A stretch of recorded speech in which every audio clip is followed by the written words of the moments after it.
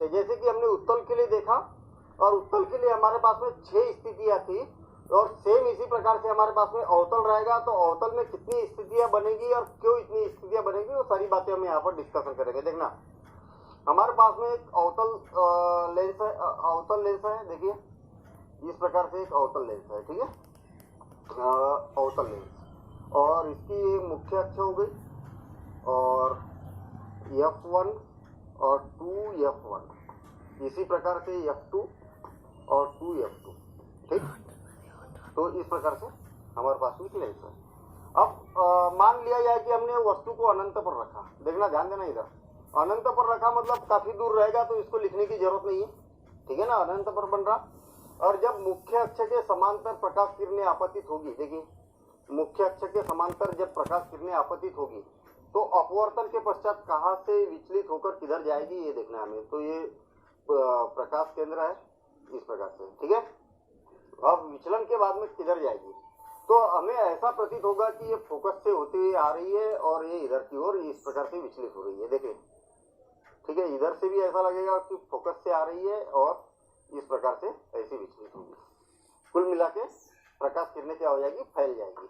और जब प्रकाश किरणें फैल जाएगी तो हमें ऐसा लगेगा कि यहाँ से होती हुई आपतित हो रही, तो इसको क्या बोला जाएगा, ये प्रतिबिंब यहाँ पर इसका बन जाएगा। कहने का मतलब ये है कि अगर अनंत पर कोई वस्तु रखी है, यानी अनंत का मतलब बहुत दूर अगर वस्तु को रखा गया है, तो उसका जो प्रतिबिंब बनेगा कहाँ पर बनेगा, फोकस पर बनेगा।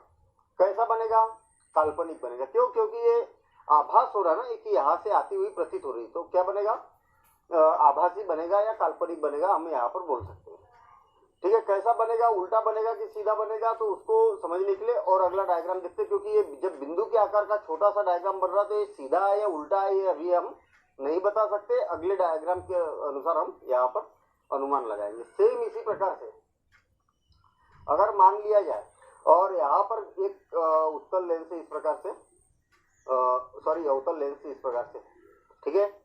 अभी हमने वस्तु को कहाँ रखा था, वस्तु को कहाँ रखा था, अनंत पर रखा था। अब कहाँ रखेंगे, अब रखेंगे हम, देखना, ध्यान देना, इधर F2 और 2F2। अब अनंत के और इसके प्रकाश केंद्र के बीच में कहीं पर भी रखिए आप वस्तु को, इधर इस प्रकार से, जैसा कि हमने वहां पर भी देखा था ना, काय में, उत्तल दर्पण में।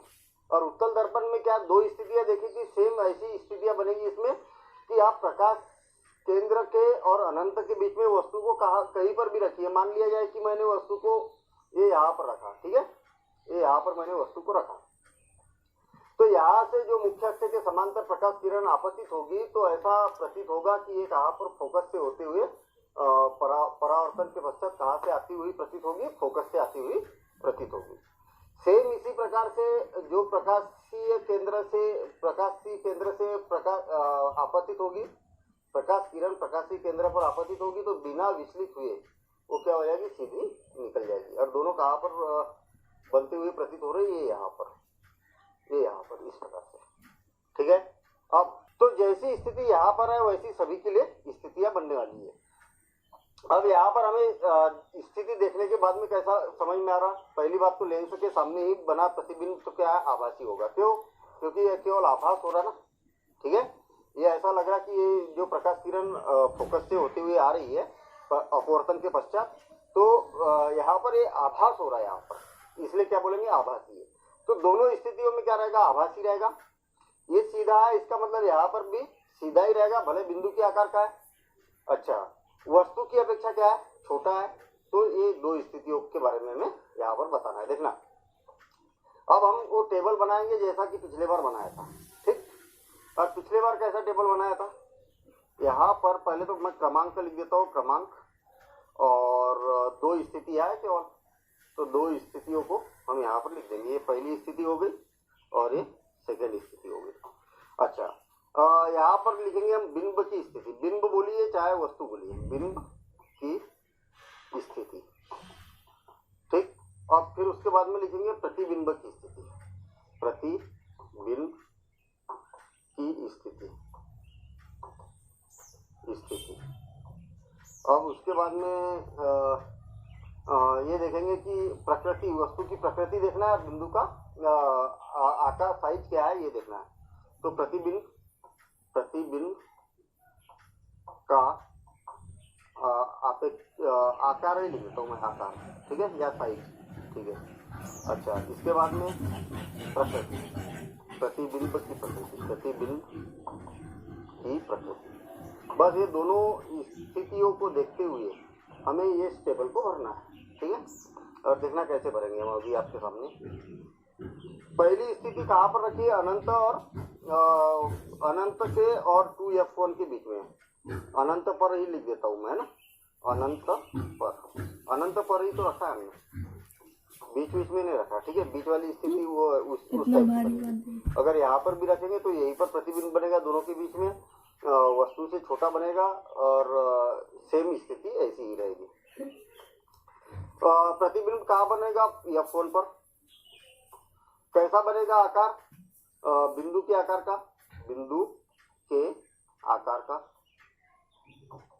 अच्छा, प्रतिबिंब की प्रकृति क्या रहेगा? आभासी, काल्पनिक भी बोल सकते हैं, आभासी और उल्टा है, सीधा है ना, आभासी और सीधा, ठीक। अच्छा, दूसरी स्थिति क्या है? अनंत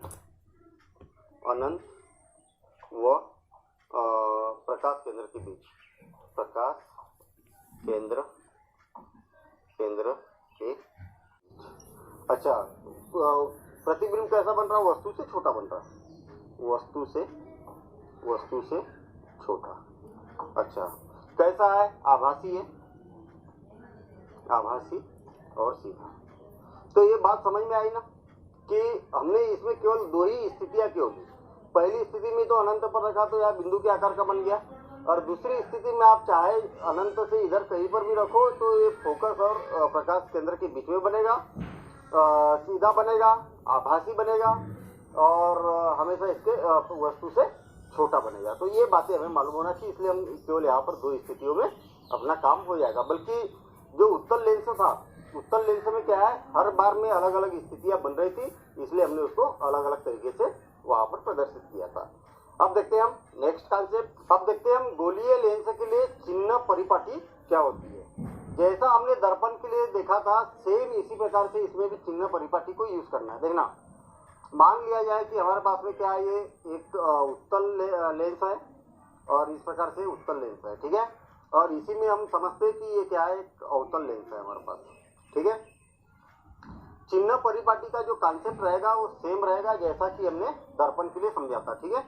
तो इस प्रकार से हमारे पास में ये दो लेंस है, ये इसमें हमारे पास में क्या है, ये f1 है और इसी प्रकार से f2 है, और इधर सॉरी 2f1 है और इसी प्रकार से f2 और 2f2। इसमें भी बना देता हूँ मैं ये f1 और 2f1 और इसी प्रकार से f2 और 2f2, ठीक। अब चिन्ह परिपाटी के हिसाब से अगर देखा जाए, ये इसका प्रकाशीय केंद्र हो गया और इसका प्रकाशीय केंद्र, ये यहाँ पर इसका क्या हो गया, प्रकाशीय केंद्र, उससे इसको प्रदर्शित किया जाता है। चिन्ह परिपाटी के हिसाब से आप इसको इस प्रकार से समझ सकते हैं, ये x अक्ष हो गई, ये x डैश हो गया, ये y अक्ष हो गई, ये y डैश हो गया। जैसा हमने दर्पणों के लिए चिन्ह परिपाटी यूज की थी, सेम चिन्ह परिपाटी इसमें भी यूज करना है। हमें मालूम है कि ये मूल बिंदु होता है निर्देशांक तल में, ये जब एक अक्ष होती है क्या धनात्मक होती है और एक अक्ष इधर क्या होती है, मूल बिंदु से ऋणात्मक होती है। इसी प्रकार से ऊपर क्या होता है, ये धनात्मक होता है और नीचे की ओर क्या होता है, ऋणात्मक होता है। सेम यही कॉन्सेप्ट रखेंगे कि जब कोई वस्तु है और वस्तु की जो दूरी है, इसके प्रकार, पहली बात तो वस्तु को हमेशा, चाहे उत्तल लेंस हो चाहे अवतल लेंस हो, हमेशा वस्तु को क्या रखा जाता है, बाई ओर ही रख के यहाँ पर समझा जा सकता है, ठीक है। तो वस्तु को किधर रखा जाता है, बाई ओर रखा जाता है, मतलब प्रकाश किरण हमेशा आपतित लेफ्ट हैंड से राइट हैंड की ओर मानी जाती है। इस प्रकार से उसको प्रदर्शित करने का तरीका लेफ्ट हैंड से राइट हैंड की ओर होता है, क्लियर। दूसरी बात, जब हम वस्तु की दूरी को मापते हैं तो इसके प्रकाशीय केंद्र से वस्तु की दूरी को मापा जाता है। और वस्तु की दूरी जो रहेगी वो क्या होगी, ऋणात्मक होगी। जब लेफ्ट हैंड साइड में वस्तु की दूरी होगी वो क्या काय में मापी जाती है, ऋणात्मक में मापी जाती है। तो वस्तु की दूरी जो होगी वो काय से प्रदर्शित किया जाता है, इसको यू से प्रदर्शित किया जाता है और इसके लेफ्ट हैंड साइड में रहेगा, इसलिए क्या होगी, ऋणात्मक होगी। मतलब वस्तु की दूरी काय में होती है हमेशा ऋणात्मक में रहेगी। ठीक है। अब बिंब की स्थिति या प्रतिबिंब की स्थिति, ये वस्तु मतलब बिंब हो गया, और प्रतिबिंब की दूरी, और प्रतिबिंब को v से प्रदर्शित किया जाता है। अब प्रतिबिंब अगर मान लिया जाए लेफ्ट हैंड साइड में बना है तो ऋणात्मक दूरी और उसकी प्रतिबिंब की भी दूरी कहाँ से मापेंगे, यही से मापेंगे, प्रकाशीय केंद्र से ही मापेंगे। अगर राइट हैंड साइड में अगर प्रतिबिंब बन रहा तो कैसे रहेगी इसकी दूरी, ऋणात्मक रहेगी। बात क्लियर है। कहने का मतलब लेंस के इधर अगर दूरी रहेगी तो धनात्मक, इधर रहेगी तो दूरी ऋणात्मक। सेम इस प्रकार से यहाँ पर भी इधर ऋणात्मक और इधर क्या हो जाएगी, धनात्मक होगी। ठीक है। अच्छा, इसके बाद में वस्तु की ऊंचाई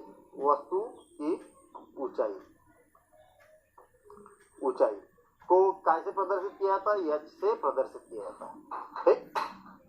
अब वस्तु मान लिया जाए ये ऊपर की ओर है तो इसकी जितनी भी ऊंचाई रहेगी तो उसको क्या बोला जाएगा, एच, और एक कैसी रहेगी, धनात्मक रहेगी। ये कैसी रहेगी, धनात्मक रहेगी। ठीक है। अब इसका प्रतिबिंब अगर मान लिया जाए नीचे की ओर बन रहा, इस प्रकार से बन रहा, नीचे की ओर बन रहा, प्रतिबिंब जब भी नीचे की ओर बनेगा तो ये क्या हो जाएगा, प्रतिबिंब की ऊंचाई को एच डैश से प्रदर्शित किया जाता है, और नीचे की ओर बनेगा तो उसको क्या, ऋणात्मक माना जाता है। मान लिया जाए कि अगर हमने वस्तु यहाँ पर रखी, 3 मीटर ऊंची वस्तु रखी, कितनी, 3 मीटर वस्तु को ऊंची वस्तु को यहाँ पर रखा है तो ये ऊपर की ओर है इसकी ऊंचाई, तो ये क्या हो जाएगा, धनात्मक 3 मीटर हो जाएगा। और जब इसका प्रतिबिंब मान लिया जाए कि 6 मीटर बना और नीचे उल्टा बना, तो जब भी उल्टा बनेगा तो क्या हो जाएगा, ऋणात्मक 6 मीटर यहाँ पर लिया जाएगा। तो चिन्ह परिपाटी जैसे पिछली बार थी, सेम इसी प्रकार से चिन्ह परिपाटी को यूज करना है, और इसके न्यूमेरिकल के समय में चिन्ह परिपाटी का हम यूज करेंगे। अच्छा, इसका जो फोकस होता है तो फोकस क्या होता है, इसका राइट हैंड साइड में होगा। ठीक है। प्रकाश किरण अगर मुख्य अक्ष के समांतर आती है तो कहाँ पर एकत्रित होती है, फोकस पर होती है।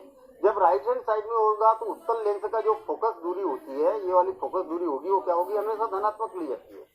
जबकि यहाँ पर मुख्य अक्ष के समांतर जो प्रकाश किरण आपतित होती है तो ये फोकस से होती हुई प्रतीत होती है।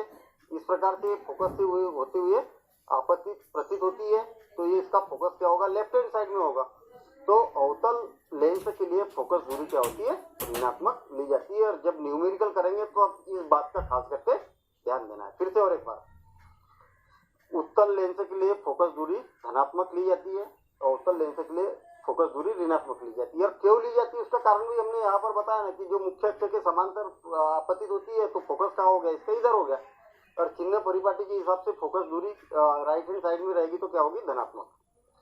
ये फोकस से आती हुई प्रतीत होती है तो ये क्या है, इधर लेफ्ट हैंड साइड में दूरी काय में मापी जाती है, ऋणात्मक में मापी जाती है।